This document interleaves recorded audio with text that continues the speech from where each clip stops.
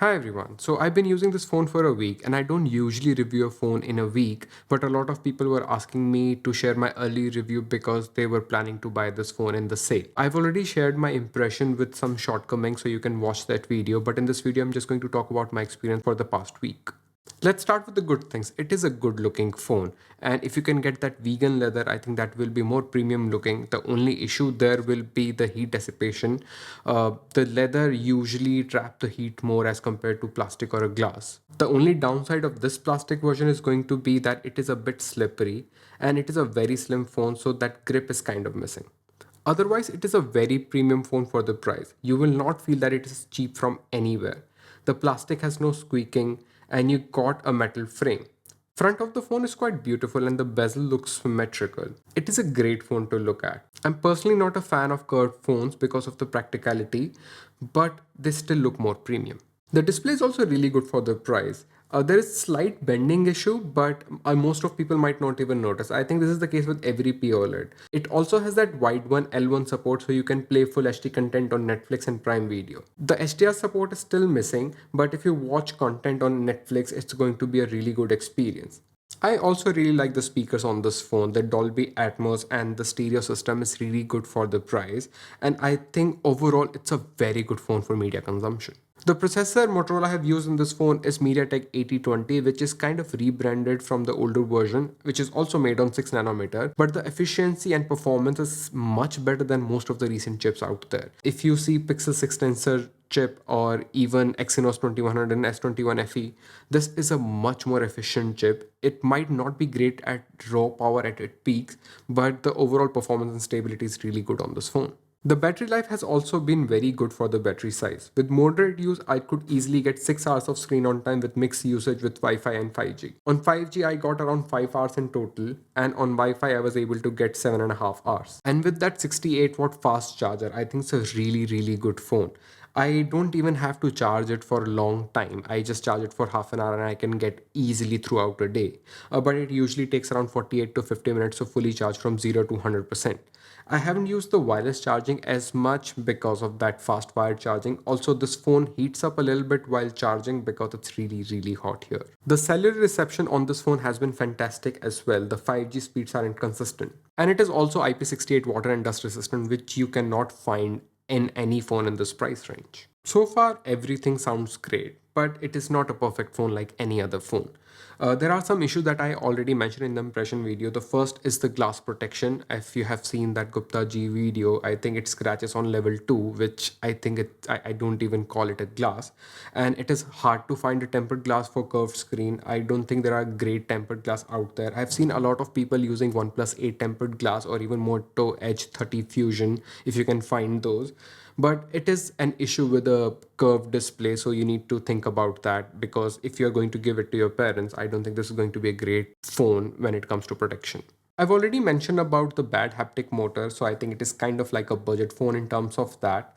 One other thing that I've noticed that the GPS connectivity is a bit slow. Sometimes it shows you on the other side of the road. I was booking an Uber, it was showing me that I'm on the other side. But yeah, it is not a big deal. Also, the USB speeds are a little bit slow, so if you're someone who transfers a lot of videos to your system, you might find it a little bit annoying, but I think for most of the people, that's not going to be a deal breaker. The overall experience of this phone has been really good, so I have no complaints there. There are minor UI stutters when you watch some video. The auto refresh rate does not work great when you try to switch from 60 to 120 Hz.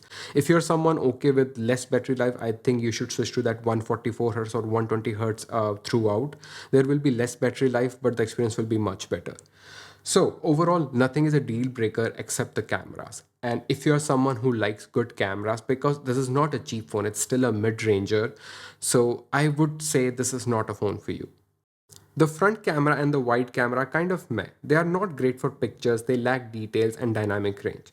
The front camera makes you look like that your face has been painted at night time. There is no night mode on the front camera. The video quality is really bad, and so is the front camera recording. The wide angle camera lacks details and it gets worse in low light. If the main camera takes a dark picture, the wide angle is going to blow everything up. But it would have been okay if the main camera has been doing a good job. which is only the 50% of the case, and that's why I think this is the most inconsistent camera I've used in a really long time. The processing and the dynamic range on this phone are inconsistent, and so are the colors. It will take a bright shot and a dark shot in two different clicks. It cannot handle the light very well. It also blows up the highlight around the skin tones. The only area where I think this camera shine is going to be the low light shots because of that wider aperture. And because of that wider aperture, you can take really good shot in low light. I wouldn't say the color processing is still great, but I think that's the only good part I like about this main camera. The video recording is jerky if you move, and if you are walking while recording, that's going to be a really bad experience as well.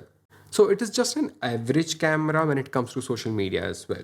The update situation is going to be kind of similar with Motorola. You never know when they're going to release a good software update that can improve the camera. So I would not ask you to rely on that as well. So what are my final conclusion? I think it's a very good phone if you do not care about the camera. I think it's a very well all-rounder. It gives you all the flagship features you want from a much cheaper phone.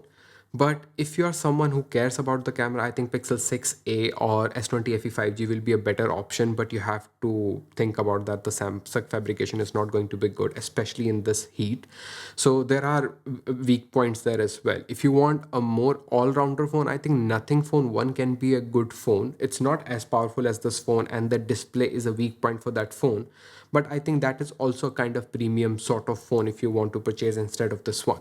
I'm not going to talk about the Xiaomi and Realme phones only because of their heavy skins, and they do not care about the security as much because they don't have any sort of dedicated chip or mechanism for security. So that's out of the picture for me. So as an all-rounder, I think it's a very decent package. I think there are good camera-centric phone out there, but if you see as an all-round package, only if you don't care about the camera, you have a lot of flagship feature and the sum of the things are budget level. So it's a great balance in my opinion. What do you think about this phone in this price range? Do you think there is anything better out there? Please let me know in the comment box. My name is Rohit. I'll see you next one. Till then.